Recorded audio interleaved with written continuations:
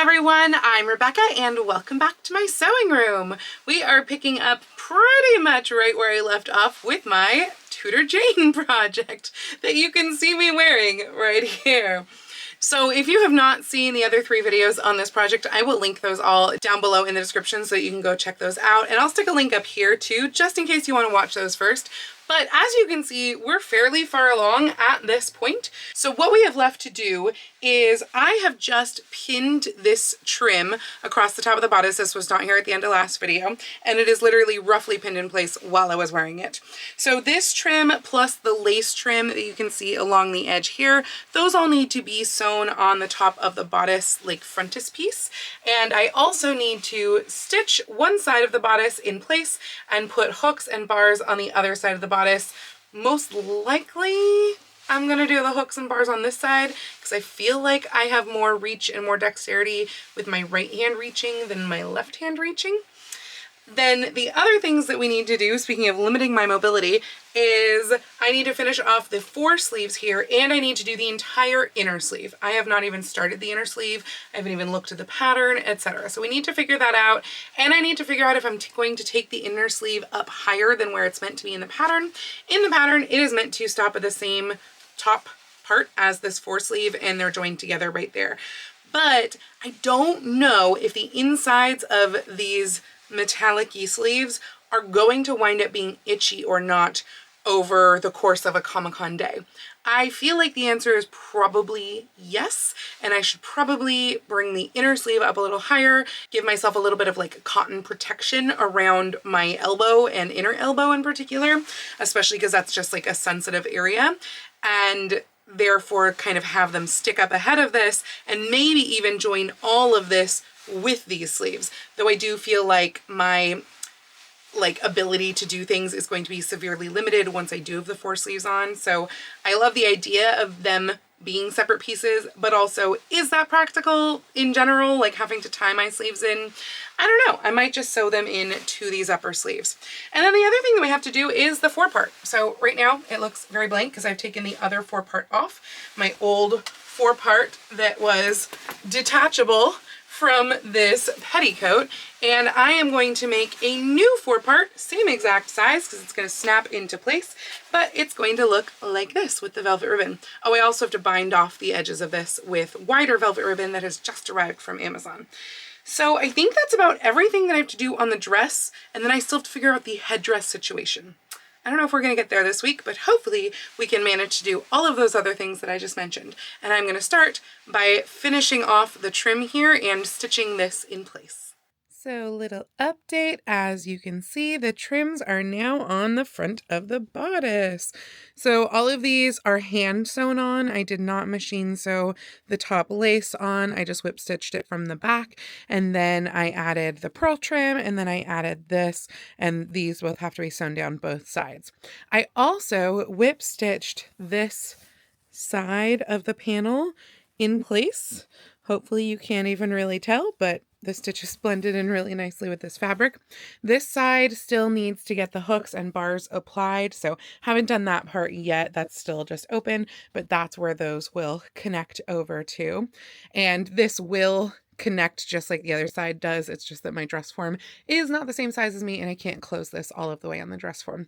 These are just stand-ins for now. I think I'm going to do some sort of other jewelry, but this was the best that I had currently. But I am planning to do a brooch here and like a necklace of some sort with a pendant.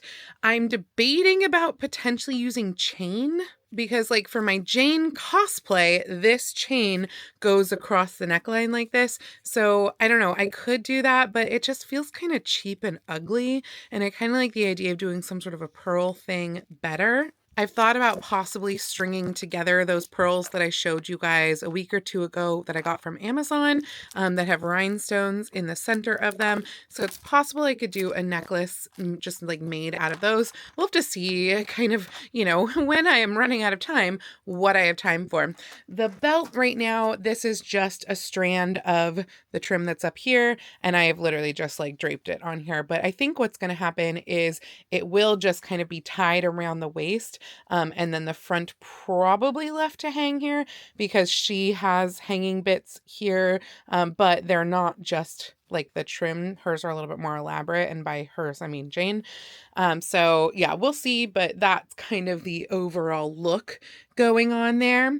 And then also I have added the velvet binding on the foresleeves. So all I did here was on the machine, I sewed down the inside edge first, and I sewed that a little bit closer to the edge than I did this side. So then I folded this side over and top stitched right along the very edge there so that it creates a nice bound look with the velvet, and therefore basically matching the velvet that is everywhere else on these four sleeves as well. Now, speaking of velvet and this holographic material, it's time to make the forepart. So this is my old forepart that I made for my original Tudor or like Elizabethan gown. You can see it's got these large whopper poppers on the back, and they connect to the other side on the skirt. This one is kind of backed with like a flannel. I don't really think that I need to do that. I'm planning to just do taffeta, and then it'll be the taffeta and the like holographic organza over the top with the velvet ribbon. And I might add pearls or studs over that too, just to give it a little bit more embellishment. But that's what's going on. I'm going to double check that this is the right size because I feel like I remember that this shrank at some point. But if it is the right size, I'm just going to use this as my pattern, clear off the table and just lay it down. But you can see I did hem this afterwards. That's going to be my plan with this as well. I'm going to cut it a little bit wide and a little bit long, and then kind of turn hems on it, because once I run the velvet ribbon on here, just like with these four sleeves, I have a feeling that it's going to kind of shrink up a little bit, and I'm going to lose a little bit of that size. So I'm planning to just make it large to begin with. Oh, by the way, although I sewed this and this down with just like black thread, with this one right here, I did a running back stitch using this metallic thread right here. I think this is actually meant for like machine embroidery, but I just happened to have this spool. So you cannot see the stitches at all because they are just blending in so well on here. But I did pretty large running back stitches where there's a longer part going through the fabric in the back and then like a shorter stitch here. And I literally would do like stitch, stitch, stitch. So that's how far apart all of those stitches are. But yeah, it worked out really, really well using this. So I realized that you may not even be able to see the lines that I have drawn on here. You can just kind of see some diagonals over here, but I've drawn out all of my lines for where to put the velvet ribbon. And you basically just can't see color or any color on holographic fabric like this. But the key here is now to figure out order of operations, because the diagonals have to get tucked under the verticals. So where there is a vertical that like only has a diagonal on one side, for example, like this vertical right here, I can sew down the vertical on the right side first, then go in, put the diagonals in, tucking them under. And then once I've done that for both this side diagonal and this side diagonal, I can finally like lay down the center vertical. So I want to put down as many verticals as I can to anchor, but again, it's like I can sew the right side of this one, the left side of this one, because there's no diagonals in between. I can sew the right side of this one and the left side of this one, because basically every other I have done a diagonal section of some sort. So these ones are all angled this way. There's another one over here that's angled the opposite direction. So we'll see how much actually shows up in the forepart. And then I have cut this 1.5 inches larger than what I need so that I can just hem up the edges. So I'm not going to put diagonals like that close to the edge where I'm just going to fold them over. But hopefully we can keep this all kind of nice and straight. I've done some kind of interim pins down the center, but frankly, I might do some more, I think, over here just to kind of pin the center so that things don't get all like gathered up. I'm going to try as best as I can, but this fabric is nearly impossible because you can see it's like it's already kind of getting a little squidgy up here. So we'll see how this goes. So I swear that I cut the new forepart 1.5 inches wider in every direction than the existing forepart. I have now finished all of the velvet ribbon. I will show you that in a little bit, but it has shrunk top to bottom. Like we can tell this is definitely not I mean, that might be 1.5 inches, but this is much less than 1.5 inches. So I have to find a good medium there, especially because honestly, I wanted to extend it like at least about a 1/2 inch longer than this one.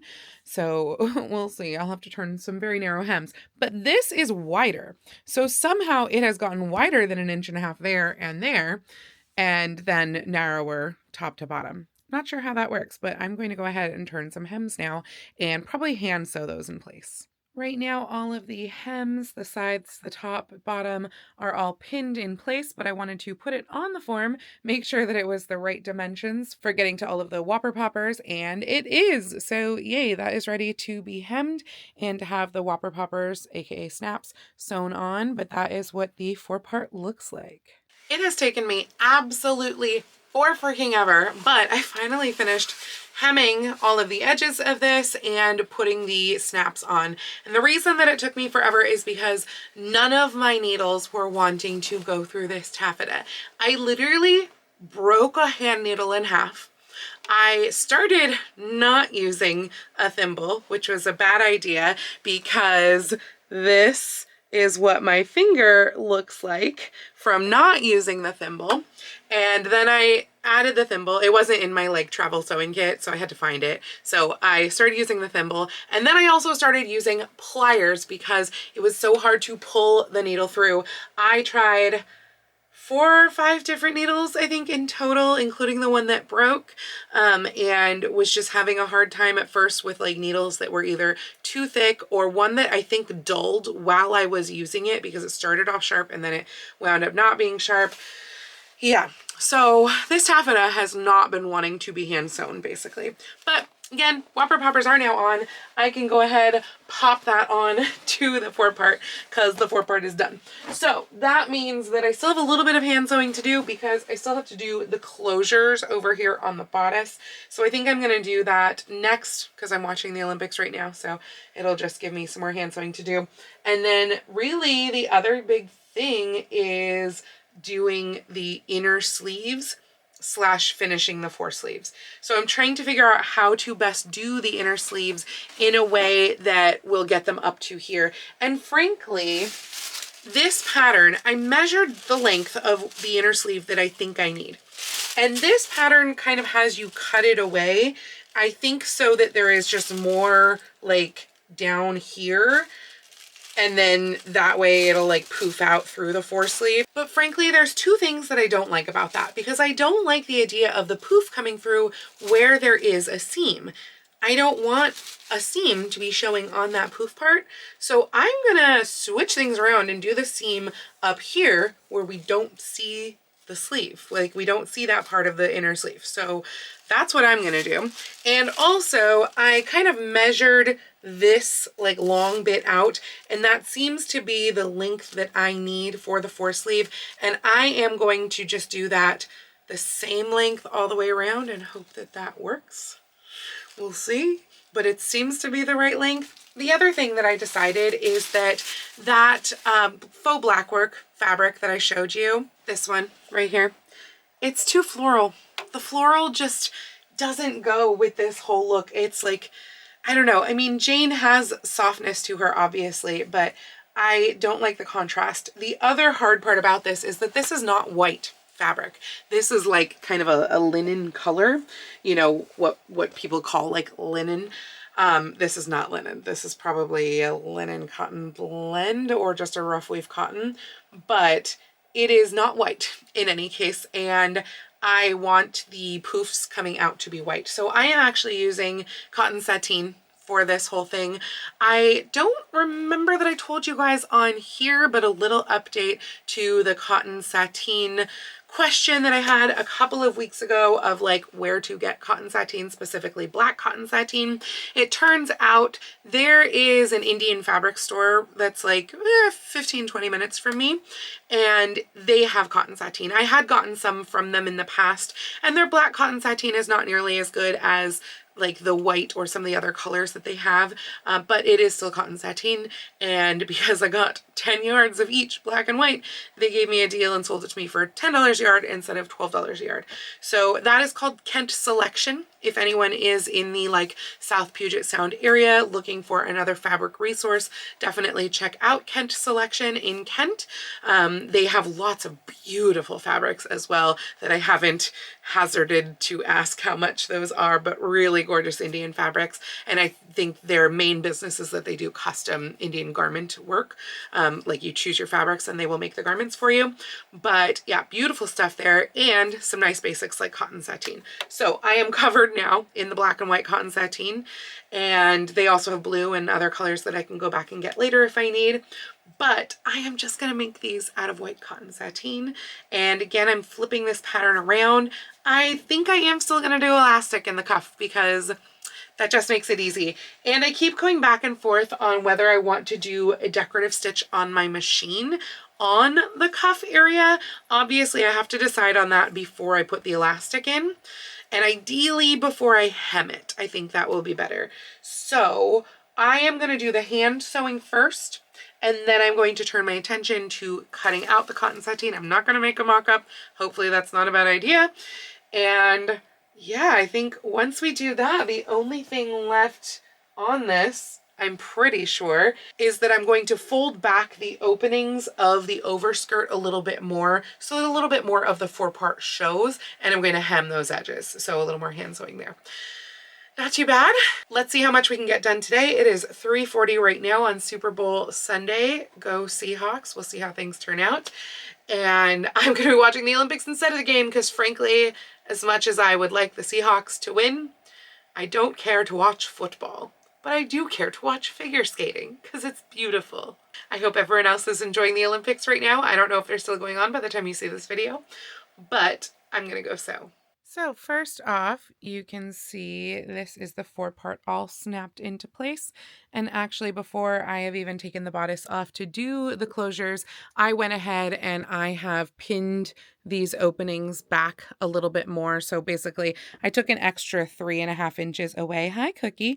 By the time it got to the hem, kind of tapering it out. It does mean that I feel like I did way too much of these diagonals for what I needed because there's an entire other row hiding over there. But I just could not, without like undoing the waistband, I couldn't get that to taper more because otherwise the fabric was going to kind of like warp as I turned it. So this is good. This just needs to be pressed and then hand stitched. But I do like that at least with this opening, we get the second motif of the Tudor over there. I think that looks really good. And then I do also want to talk really quickly about embellishment. I think I'm going to order another package of these, which is kind of unfortunate because you can only buy them by the 3 yards and they take a little while and they're like $16 for 3 yards. It's not terrible for what it is. But my idea is Jane has kind of the motif like hanging down in the center here. And I think that it would be really cool to be able to have that as double-sided. So what I will do is kind of sew 2 back to back and have probably 2 strands of it, maybe add something at the bottom like a tassel or something like that, but to kind of give that more of a thing other than just trim. Then over here at the waist, what I will do is I will stitch it in place from this side all the way until it gets to the opening over here, and then this won't be able to be stitched in place. There's just no way that I can do that across the closure, but it will just come down and then we'll tie with the other side here, and then it will be double-sided from the tie down. So I'll kind of measure how far I need for this section right here as single-sided and then do the tie as the double-sided down here. So all that said, I need to get more of this. I'm probably going to need more of it for the headdress too, which I still don't know what I'm doing with the headdress. So that's probably going to come right before Comic-Con. But otherwise, the embellishments are, I think, pretty much done. Again, we still need the entire 4 sleeves to be done. But I'm probably going to use something like that brooch here in the center. I tried to buy another one that was gunmetal. In fact, actually, I've got it right here and it just didn't pop. It didn't read. It's too black on black.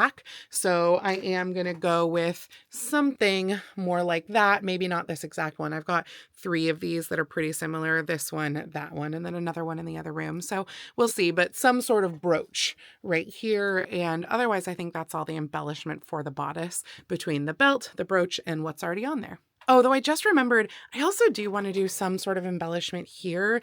Really, Jane has kind of the same embellishment that she has up here. So I might do more of this trim here along the opening. I have to see what that looks like now that the four parts in there. Okay, I just have it pinned in place here, but I feel like that looks really cool. So yeah, we are definitely going to be using that, which means that I have to take apart where I had like sewn this into trim for something. I don't even remember what this was for, but obviously I sewed together like 2 rows. I butted them together here, and then I sewed them to a black ribbon. And now I'm going to need to undo that because I need that extra length to be able to have enough to do both sides. Oh, one other thing, because I think I've forgotten to warn you about this so far, but this trim, if you just cut the edge, it will totally fall apart. The ribbon requires fray checking. This was their like factory end that they sent me, but the ribbon requires fray checking. So that's what I've done over here. But also you need to stabilize these beads. You can see like a pearl has come off up there. I don't remember if I've stabilized this cut edge, but I probably did. But I basically stitch on the few beads towards the end before cutting it, or at least I try to. Yeah, this one I actually haven't. I think that's all being held in with the fray check, but I highly recommend stitching through the edges if you do go to use this, because once it loses one, it's like all the seed beads are connected, all the middle pearls are connected, and all of the edge pearls are connected on each edge. So if you lose one, you will be likely to then lose another, like the next in the row. So just a little thing, you need to stabilize that. Just look out for, when you buy cheap trims like this, to make sure that you take care of them so they can last more and you can use more of them. So these are my sleeve tubes right here, the inner sleeve tubes. I have done this up with a French seam because I was just going to serge this edge and do it as a normal seam, but it dawned on me that with the cuff kind of exposed like this, kind of flowering open around the hand, that I would be able to see that in there probably. I'd be able to see the serging, and I didn't want that. So yeah, French seam it is. What I've just done here is I've marked 3/4 of an inch, and I'm going to use a couple of decorative stitches on my machine to create some like faux black work. Put that in kind of over here, and then a little bit up from there will be where the elastic will go across. So first the black work, then I'll fold the hem, then the elastic channel goes in, and then I also will run gathering stitches up here at the top. So as it turns out, something is going on with my machine and the decorative stitches, because in the side to side, because basically my machine can do stitches larger than like a normal stitch because it slides things back and forth, because my machine can actually sew side to side. However, we're having an issue. It's not sliding things back to forth correctly. So things are getting out of whack and like overlapping themselves. This one, I guess, doesn't have much sliding, so this seems to be the cleanest stitch that came out, but you can still see like this loop is larger than this loop, which I don't think is supposed to be the case. So now I'm kind of torn on if I want to do black work at all, because I feel like that's going to look really messy. So not having the ability to do the black work that I had intended to do is kind of throwing a wrench in my plans for these inner sleeves. And it's like, I looked through my stash, and I mean, I could do a black lace, but that is not even remotely right. I have this tiny little narrow black work embroidered trim that, like, again, it's that floral motif, and also again, it is not white. It looks white right now, but when I hold it up next to the white sleeve, you can see that it's very not white.